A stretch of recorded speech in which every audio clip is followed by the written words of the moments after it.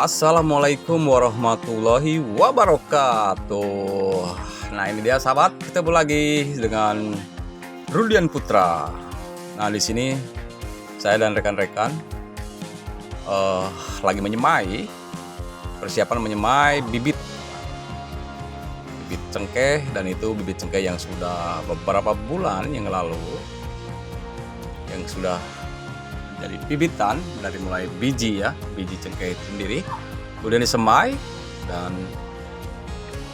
disimpan pakai naungan, dan alhamdulillah seperti itu. Karena kita pakai ini ya, namanya nutrisi daunnya gandasil agar nampak estetik dan prima sebelum dikelankan. Dan untuk syarat dikelahankan itu batas minimal itu adalah 1 tahun ya, atau 12 bulan baru bisa dikelahankan sahabat. Nah, inilah media tanamnya, ada organik, sekam, dan tanah. Tanah itu untuk bahan dasar penyemaian, tidak boleh ada batu ya, kerikil-kerikil itu tidak boleh. Kalau bisa diayak dulu. Sebelumnya kan belum seperti ini tanahnya ya, banyak batuan, rumput-rumput liar. Terus kita nih diayak ya sahabat, agar tidak ada kerikil. Jadi kita khusus tanah dengan sekam. Kenapa begitu medianya? Karena porositasnya itu biar bagus nanti penyiraman, perawatan. Begitu kita disiram tuh nggak mengendap. Kalau tanah dengan sekam itu kan biar gembur. Jadi kalau padat, air penyiraman itu tidak masuk sahabatnya. Ya mungkin untuk sahabat tani yang sudah paham, nggak usah dibilang lah kayak begini. Ini khususnya para petani atau para penyemai pemula. Kita sharing aja sesuai dengan pengalaman saya. Nah, terus yang di kebun-kebun yang usia 2 tahun tuh sudah usia 2 tahun, 3 tahun, bahkan 4 dan 5 tahun sudah belajar berbuah. Kemarin tuh bunga cengkehnya sudah dipanen. Dan alhamdulillah bijinya untuk basah harganya 40.000. Karena untuk panen di tahun 2002 ini 10% lah dari mulai keseluruhan.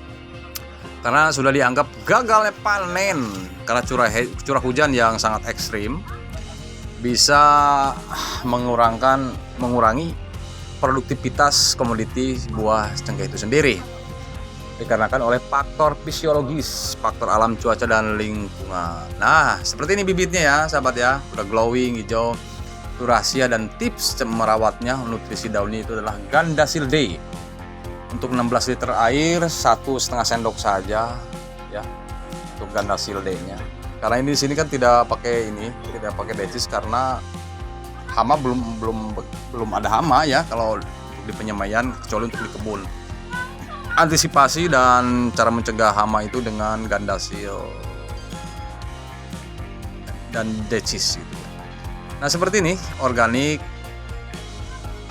dan tanahnya. Nah, jadi kenapa kita di sini organik? Organik itu karena untuk deposit nutrisi tanaman cengkeh atau bibit cengkeh agar pertumbuhannya tuh cepat, memperbanyak akar dan memperkeras batang-batang dan merimbunkan daun cengkeh itu sendiri dan memperbanyak cabangannya ya. Karena syarat memilih bibit cengkeh yang bagus itu untuk dikelahankan batasnya adalah kiri kanan 4, keseluruhan batas minimal lala 8 helai atau 8 cabang. Lebih daripada 8 cabang itu sudah bagus untuk dikelahankan, syarat untuk memilih bibit yang bagus itu. Ukuran polybag bebas sahabat ya, mau dari yang kecil atau yang besar bebas. Yang penting itu tadi, media tanamnya harus gembur. Karena media tanam di sini, media tanam untuk pembibitan ini kalau tidak gembur kan pertumbuhannya sulit besar, karena di media tanah ini kan nutrisinya bisa mudah hilang oleh air penyiraman dan air hujan. Terutama dari air penyiraman itu sendiri, nutrisinya kan mudah lari. Jadi kalau tidak diawali dibekali dengan organik, tahu sendiri sahabat ya, sulit memiliki bibit yang berkualitas atau bibit yang unggulan. Untuk syarat indukannya, untuk menyemai bibit cengkeh batas minimal 10 tahun yang udah berbuah dan tidak kena hama, penyakit apapun indukannya, baru boleh dijadikan bibit Terus jadikan indukan, jadi biar mengeluarkan bibit yang super unggul. Makanya di situ kenapa bibit unggul, karena bibit unggul itu adalah memiliki indukan yang berbuah lebat, terus sehat dan tidak ada hama, kan begitu. Disebut bibit unggulan, hasilnya dari pohon indukan yang super lebat buahnya dan tidak kena penyakit. Oke, jelas sahabat ya. Jadi untuk perbandingannya 3:1 saja. Jadi tanahnya 3, sekamnya 1. Ibaratnya tanah 3 kilo, sekamnya 1 kilo saja.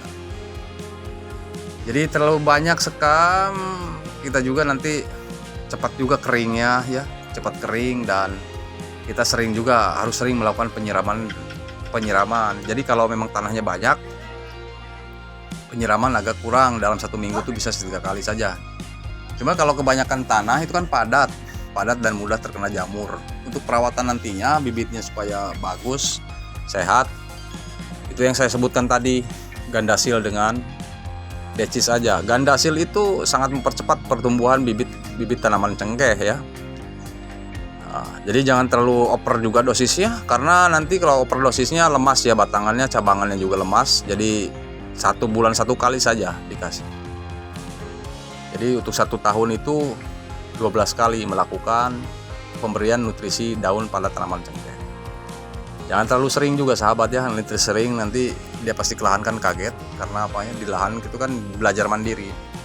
2 tahun usia bibit di kelahan jauh lebih bagus sebenarnya. Cuma kan kita media tanahnya atau media polybag dengan bibit yang lama, media tanah yang lama itu tingkat kesuburannya kan sudah berbeda, karena semakin lama tingkat kesuburan yang ada di media tanah itu sendiri akan semakin kurang kalau tidak kita di oversak. Begitu sahabat ya. Kalau di oversak, campur lagi dengan nutrisi seperti organik.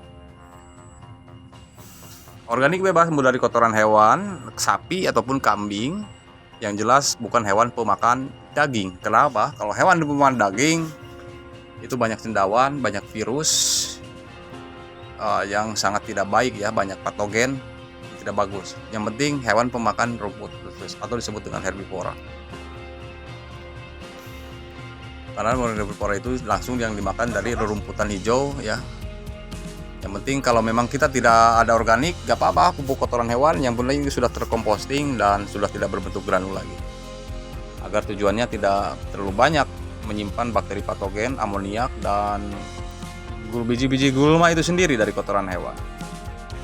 Kalau masih gumpal, banyak kotoran hewan dan bisa menjadi memperbanyak rumput juga di media tanamnya nanti. Oke, terima kasih. Jadi hanya itu saja sedikit tips atau informasi dari saya seputaran tentang penyembelihan tanaman cengkeh. Mudah-mudahan ini bermanfaat dan kurang lebihnya mohon dimaafkan sahabat. Dan terima kasih bagi yang sudah like, comment, share, dan subscribe. Setelah dukungannya saya banyak ucapkan terima kasih. Mudah-mudahan Allah Subhanahu wa taala membalas semua kebaikannya, ketulusannya. Ketemu lagi di video saya berikutnya seputaran tentang tanaman cengkeh, durian, alpukat, dan pisang. Dan ketemu lagi di video saya berikutnya. Akhir kata, assalamualaikum warahmatullahi wabarakatuh.